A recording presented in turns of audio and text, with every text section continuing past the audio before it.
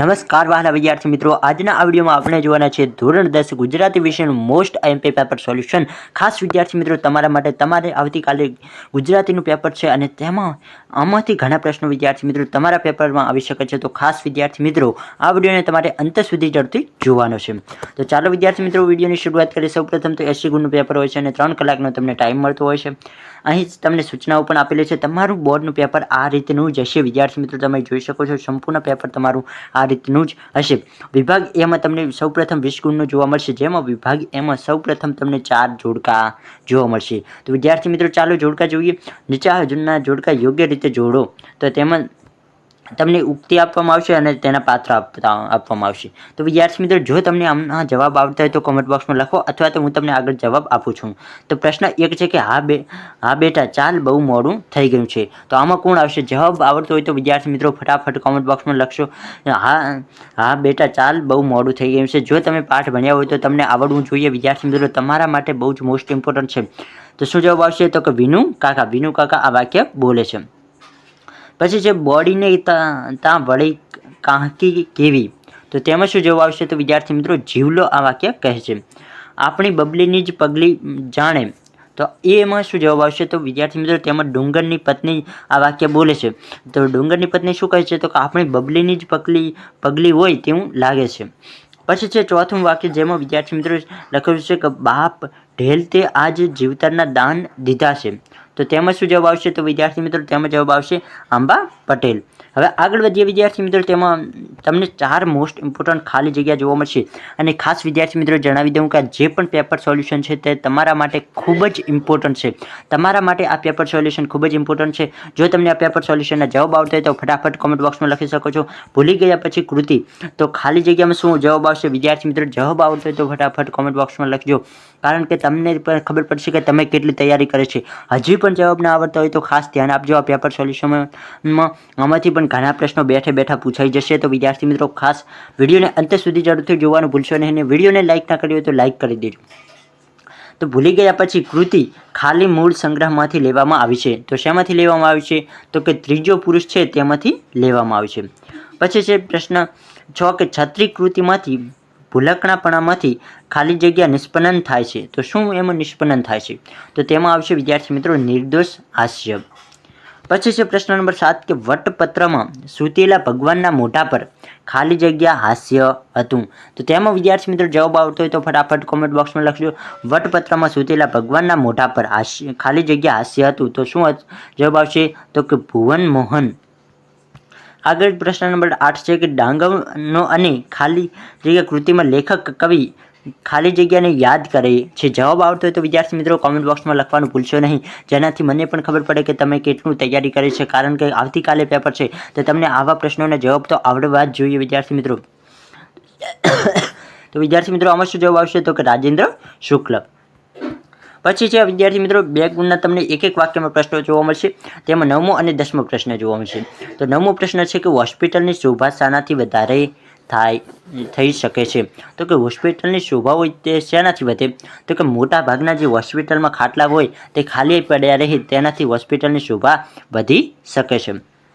આનો તમને 1 ગુણ મળી જાય. પછી છે પ્રશ્ન નંબર 10 કે હિમાલયમાં એક સાહસ કૃતિમાંથી શું પ્રગટ થાય છે? તો તેમાંથી શું પ્રગટ થાય છે? તો કે સાહસ અને હિમાલયનો પ્રેમ આ કૃતિમાંથી પ્રગટ થાય છે. ખાસ વિદ્યાર્થી મિત્રો યાદ રાખજો. તો શું પ્રગટ થાય છે? તો કે સાહસ અને હિમાલયનો પ્રેમ આ કૃતિમાંથી પ્રગટ થાય છે. આગળ જે વિદ્યાર્થી મિત્રો પ્રશ્ન નંબર 10 છે, જેમાં નીચે આપેલા પ્રશ્નોના 3-4 વાક્યોમાં તમારે ઉત્તર લખવાના રહેશે. કોઈ પણ 2 પ્રશ્નોના જવાબ લખવાના રહેશે અને તેના તમને 4 ગુણ આપવામાં આવશે. અહીં વિદ્યાર્થી મિત્રો થોડાક મોટા પ્રશ્નો છે એટલે હું તમને અત્યારે જવાબ નથી આપતો, અથવા તો તમારે પાકા કરવા હોય તો તમે આનો સ્ક્રીનશોટ પાડીને આ પ્રશ્નોને તૈયાર કરી શકો છો. એ વિભાગમાં પણ તમને એ જ રીતે 8-10 વાક્યોમાં તમારે જવાબ લખવાના રહેશે. કોઈ પણ 2 પ્રશ્નોના દરેક પ્રશ્નના તમને 3 ગુણ આપવામાં આવશે. એટલે તમે કોઈ પણ 2 પ્રશ્નો લખો એટલે 6 ગુણ તમને મળી જાય. હવે વાત કરીએ વિદ્યાર્થી મિત્રો વિભાગ 2 ની. તો વિભાગ 2 પણ તમને ટોટલ 20 ગુણનો જોવા મળશે. તેમાં પણ વિદ્યાર્થી મિત્રો તમને જોડકા જોવા મળશે. તો વિદ્યાર્થી મિત્રો ખાસ જણાવી દો કે જે તમને વિભાગ એમાં હતું તે ગદ્યમાંથી પૂછવામાં આવ્યું હતું, જ્યારે વિભાગ 2 માં તમને શેમાંથી જોવા મળશે? તો કે વિભાગ 2 માં પદ્યમાંથી જોવા મળશે. તો તેમાં વિદ્યાર્થી મિત્રો જોડકા છે, જો જોડકાનો જવાબ પણ આવતો હોય તો તમે કોમેન્ટ બોક્સમાં લખી શકો છો. જેમ કે વિનોદ જોશી, તો વિનોદ જોશીમાં શું આવશે? જવાબ આવતો હોય તો કોમેન્ટ બોક્સમાં લખવાનું ભૂલશો નહીં. હું એવો ગુજરાતી. વિનોદ જોશીમાં શું આવશે? તો કે હું એવો ગુજરાતી. પ્રશ્ન 18 કે રાવજી પટેલ, તો રાવજી પટેલમાં શું આવશે? તો રાવજી પટેલમાં એક બપોરે. પછી છે પ્રશ્ન નંબર 19 કે જયંત પાઠક. જયંત પાઠકમાં શું આવશે? તો વિદ્યાર્થી મિત્રો જયંત પાઠકમાં આવશે વતનથી વિદાય થતા. પછી છે 20મો પ્રશ્ન કે ગંગા સતી, તો ગંગા સતીમાં શું આવશે? તો કે સિલવંત સાધુને. તો આ રીતે વિદ્યાર્થી મિત્રો તમને અનુક્રમણિકા, ખાસ વિદ્યાર્થી મિત્રો તમારા માટે અનુક્રમણિકા એક મોસ્ટ ઇમ્પોર્ટન્ટ છે. તો જરૂરથી તમે અનુક્રમણિકા પાકી કરી શકો છો. તેમાં તમને 8 ગુણથી પણ વધારે પૂછાઈ શકે છે. તો તમે જરૂરથી અનુક્રમણિકાને પાકી કરીને રાખજો. પછી છે બ પ્રશ્ન કે નીચેના આપેલા તમારે ખાલી જગ્યા લખવાની રહેશે. તેમાં પણ તમને 4 ગુણની ખાલી જગ્યા પૂછાશે. તો પ્રશ્ન નંબર 21 છે કે ગંગા સતીએ ખાલી જગ્યાને નજર સામે રાખી ભજનો રચ્યા છે. તો શેને ખાલી જગ્યામાં શું જવાબ આવશે? તો વિદ્યાર્થી મિત્રો તમારે ખાલી જગ્યામાં જવાબ લખવાનો રહેશે કે પાનબાઈ. શું આવશે? તો કે ગંગા સતીએ પાનબાઈને નજર સામે રાખીને ભજનો રચ્યા છે. પ્રશ્ન નંબર 22 મોરલીના આભમાં ખાલી જગ્યાના નામનો મયંક ઉગે છે. તો શું જવાબ આવશે? ખાલી જગ્યા વિદ્યાર્થી મિત્રો આપી છે. જવાબ આવતો તો હજી પણ કહું છું કોમેન્ટ બોક્સમાં લખવાનું ભૂલશો નહીં. મોરલીના આભમાં ખાલી જગ્યાના નામનો મયંક ઉગે છે. તો તેમાં વિદ્યાર્થી મિત્રો જવાબ આવશે શ્યામ. પ્રશ્ન 23 કુટુંબ જીવનના સંબંધોનું મધુર ચિત્ર ખાલી જગ્યા કાવ્યમાં છે. તો તેમાં શું જવાબ આવશે? તો કે તેમાં જવાબ આવશે ચાંદલીઓ. પ્રશ્ન નંબર 24 કે વતનથી વિદાય થતા કવિ વતન પ્રત્યેનું ખાલી જગ્યા અનુભવે છે. શું કવિ અનુભવે છે? તો કે તલસાટ અનુભવે છે. હવે વિદ્યાર્થી મિત્રો તમને કમાં જોવા મળશે. નીચેના પ્રશ્નોને એક એક વાક્યમાં તમારે ગુણ લખવાના રહેશે. આમાં પણ તમે રોકડિયા ગુણ મેળવી શકો છો. તો ગરીબ સ્ત્રીની ચૂંદડી ક્યાં સુધી સાથે રહે છે? તો કે ગરીબ જે સ્ત્રી હોય છે તેની ચૂંદડી ક્યાં સુધી સાથે રહે છે? તો તેમાં વિદ્યાર્થી મિત્રો તમારે જવાબ લખવાનો રહેશે કે ગરીબ સ્ત્રીની ચૂંદડી તેના કફન સુધી સાથે રહે છે. પછી છે પ્રશ્ન નંબર 26 કે કવિની દ્રષ્ટિએ ભારવાળો મુગટ એટલે શું? તો કે ભારવાળો મુગટ એટલે શું? તો કે ભાર એટલે કે જે વજન, અથવા તમે કહી શકો કે આપણે ઘણીવાર કહીએ છીએ કે ભાર એટલે કે જે જવાબદારીનો ભાર હોઈ શકે છે. તો અહીં તમારે જવાબ લખવાનો રહેશે કે કવિની દ્રષ્ટિએ ભારવાળો મુગટ એટલે જવાબદારીવાળો મુગટ.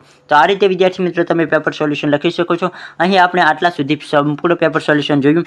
તમારે આ પણ પ્રશ્નોના તમારે જવાબ લખવા હોય તો તમે તૈયાર કરી શકો છો. બાકી આજનો આ વિડીયો પસંદ આવે તો વિદ્યાર્થી મિત્રો વિડીયોને લાઇક કરવાનું, આપણી યુટ્યુબ ચેનલને સબસ્ક્રાઇબ કરવાનું ભૂલશો નહીં.